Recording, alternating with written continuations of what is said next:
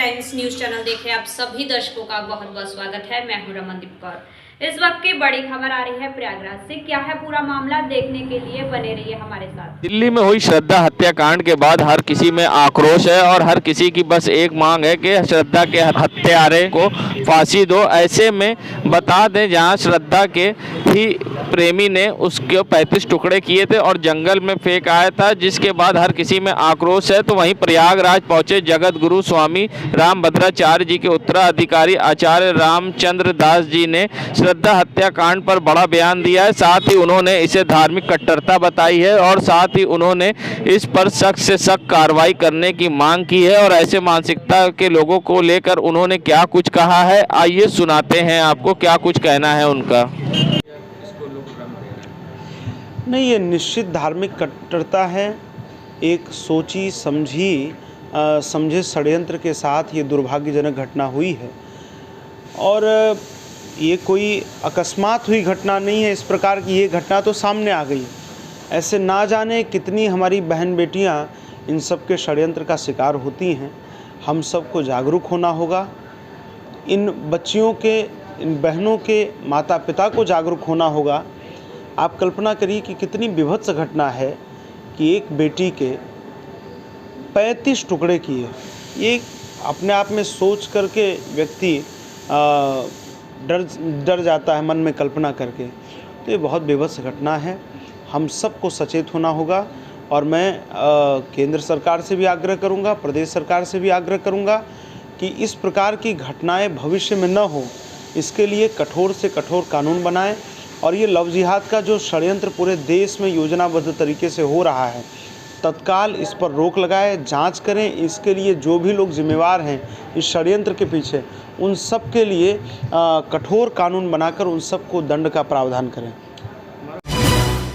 दिल्ली सरकार में स्वास्थ्य मंत्री सत्येंद्र जैन का एक वीडियो वायरल हुआ था, जिसमें उन पर आरोप लगा था कि वो मसाज करा रहे हैं, जिसके बाद आम आदमी पार्टी ने खंडन किया कि उनकी रीढ़ की हड्डी में चोट है और फिजियोथेरेपी करा रहे हैं। जिसके बाद अब आम आदमी पार्टी प्रयागराज के जिला अध्यक्ष डॉक्टर अल्ताफ अहमद ने बीजेपी पर निशाना साधा है। क्या कुछ कहा है, आइए सुनाते हैं। दोस्तों, बीजेपी ने तो आज नीचता की एकदम हद खत्म कर दी है।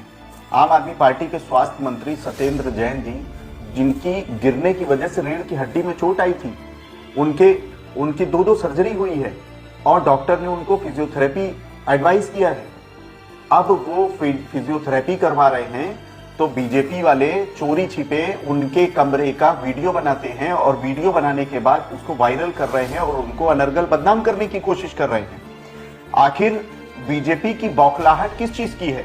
बीजेपी की बौखलाहट एमसीडी चुनाव हारने की है, या बीजेपी की बौखलाहट गुजरात चुनाव हारने की है, या बीजेपी की बौखलाहट उत्तर प्रदेश में भी बुरी तरीके से नगर निकाय चुनाव हारने की है? इस नीचता की हद को पार करना राजनीति में कहीं से भी सही नहीं है। इस तरह की गिरी हुई राजनीति नहीं करनी चाहिए। एक इतनी बड़ी पार्टी को जो कहती है कि वो दुनिया की सबसे बड़ी पार्टी है और उसको अपने चुनाव जीतने के लिए इस तरह के फर्जी वीडियो बनाने पड़ रहे हैं। बहुत शर्म की बात है। शर्म आनी चाहिए भारतीय जनता पार्टी को। नगरी प्रयागराज माफिया मुख्तार अंसारी के खिलाफ मनी लॉन्ड्रिंग के केस से जुड़ा मामला। ईडी की टीम ने मुख्तार अंसारी के साले शर्जिल रजा उर्फ अति को प्रयागराज से जिला जज कोर्ट में किया पेश। ईडी ने आगे नहीं मांगी शर्जिल रजा की कस्टडी रिमांड। कोर्ट ने मुख्तार अंसारी के साले शर्जिल रजा को न्यायिक हिरासत में भेजा। शर्जिल रजा को 10 दिनों की न्यायिक हिरासत में जेल भेजे जाने का आदेश दिया। फिलहाल प्रयागराज की नैनी सेंट्रल जेल भेजा जा रहा है शर्जिल रजा को। बता दें, मनी लॉन्ड्रिंग केस में मुख्तार अंसारी के बेटे विधायक अब्बास अंसारी पहले ही जेल जा चुके हैं। इन दिनों यूपी के चित्रकूट जेल में बंद हैं अब्बास अंसारी। शर्जिल पिछले 14 दिनों से ईडी कस्टडी रिमांड में था। ईडी ने एक हफ्ते के लिए 2 बार शर्जिल की रिमांड कस्टडी हासिल की थी। फिलहाल 1 दिसंबर तक जेल में रहेंगे मुख्तार अंसारी का साला शर्जिल। 1 दिसंबर को अब्बास अंसारी और शर्जिल रजा की होगी पेशी। बता दें, कड़ी सुरक्षा के बीच पेश किया गया कोर्ट में।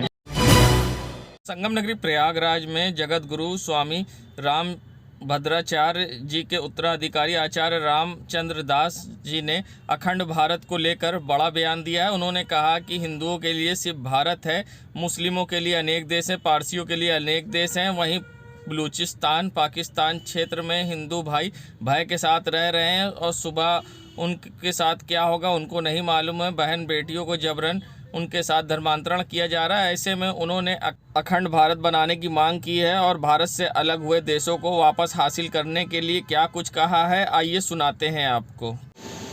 देखिए, जब देश आज़ाद हुआ तो धर्म के आधार पर आज़ाद हुआ था।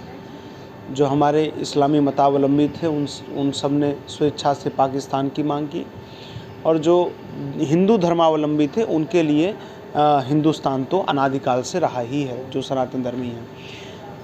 आज भी आप जानते हैं कि पंजाब के उधर सिंध प्रांत में, उधर बालूचिस्तान में हमारे तमाम हिंदू भाई हैं जो रात को सोते हैं तो इसी भय के साथ कि पता नहीं सवेरा हम कब देखेंगे। दिन दहाड़े उनकी बहन बेटियों को उठा लिया जा रहा है, बलात् उनका धर्मांतरण किया जा रहा है, और भूखे प्यासे ना जाने किन परिस्थितियों में वहाँ पर हैं। हम जब कई बार समाचार चैनलों में देखते हैं, सोशल मीडिया के माध्यम से देखते हैं, तो हम सबका मन द्रवीभूत हो जाता है, क्योंकि वो हमारे अपने भाई हैं जो वहाँ पर उस दुख को झेल रहे हैं, उस कष्ट को झेल रहे हैं, उस पीड़ा को झेल रहे हैं।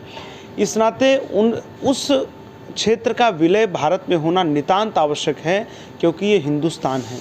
दुनिया में ईसाइयों के लिए अनेक देश हैं, इस्लाम के लिए अनेक देश हैं, पारसियों के लिए अनेक देश हैं, लेकिन हिंदुओं के लिए केवल हिंदुस्तान है।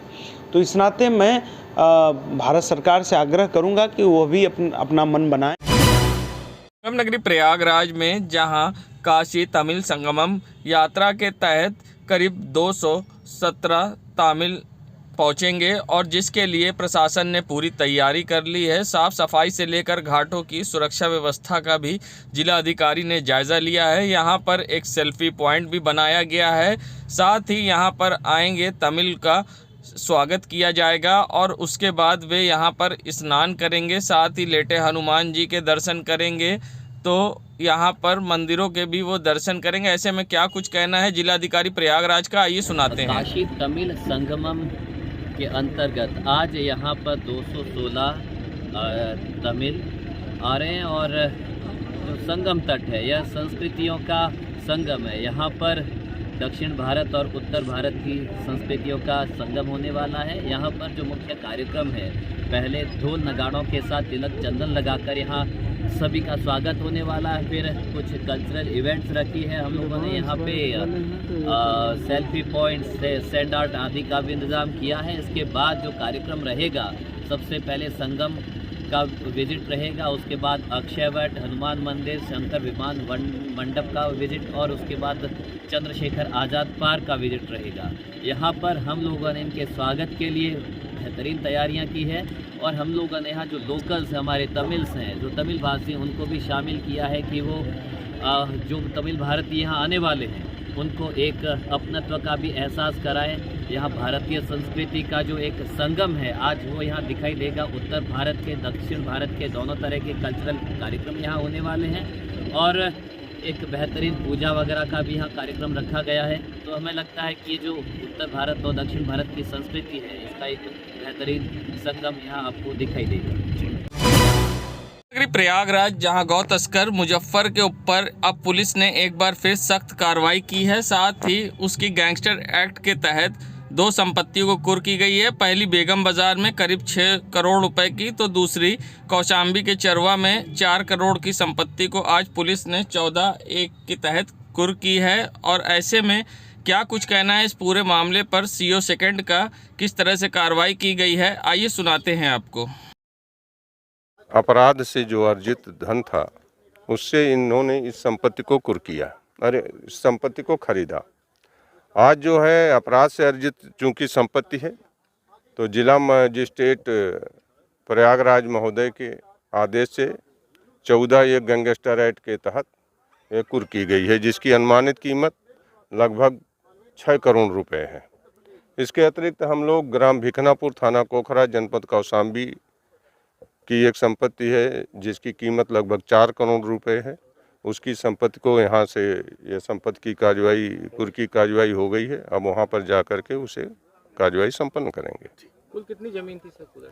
ये जो यहाँ ये जो संपत्ति है भीटी उपहार में जो कुर्क की गई है 0.6678 हेक्टेयर है, जिसकी कीमत 6 करोड़ रुपए है। और वहाँ पर करीब कितनी ज़मीन होगी? संगम नगरी प्रयागराज काशी तमिल संगमम यात्रा के तहत तमिलनाडु के 216 नागरिक आज प्रयागराज पहुंचे, जहां उन्होंने संगम के अक्षयवट, हनुमान जी के मंदिर तथा चंद्रशेखर आज़ाद की शहादत स्थल का दर्शन किया। साथ ही उन्होंने यहां पर प्रशासन ने उनका वीआईपी घाट पर भव्य स्वागत किया। तो सांसद केसी देवी पटेल के साथ सबने सेल्फी ली। तो वहीं फूलों से सजी नाव पर बैठकर सबने संगम के दर्शन। ऐसे में यात्रियों का क्या अनुभव रहा, कैसा लगा, उन्होंने क्या कुछ कहा है, आइए सुनाते हैं आपको। तो नमस्कार। ये जो हमारे लिए एक स्वागत हुआ है वो बहुत ही अच्छा हुआ है। इतना संस्कृति के साथ, संस्कारी के साथ हुआ है। और मुझे ये कहना चाहती हूँ कि ये जो हमारे स्वागत हुआ है वो एक जैसे तो सेम है उत्तर भारत में और दक्षिण भारत में। थोड़ी सी वो जो टेक्निक्स है, जो तरीका है वो थोड़ा सा अलग होगा, लेकिन एंड ऑफ द डे सब कुछ एक जैसे है। तो हमें ये कभी नहीं लगा कि हम कोई गेस्ट यहाँ पे, हम तो ऐसे लग रहे थे कि हम यहाँ पे रहने के लिए आए हैं। और यहाँ पे जो वार्मथ और जो प्यार हमें मिला है बहुत ही अच्छा है। ऐसा हमें बिल्कुल नहीं फील हुआ कि हम कहीं एक अलग जगह से यहाँ पे आ रहे हैं। तो ये बिल्कुल भाषाओं का ही मिलन हो रहा है यहाँ पे, क्योंकि जब हम हिंदी और सुनते हैं हमें एक्चुअली सुनाई देता है कि कितना वर्ड सिमिलर है, क्या क्या अक्षर सिमिलर है हिंदी और तमिल में। मैं ये नहीं कहना चाहती कि पूरा का पूरा सेम है, लेकिन हाँ सिमिलरिटीज बहुत है। मैं भावेश है, मैं तमिलनाडु से आया हूँ।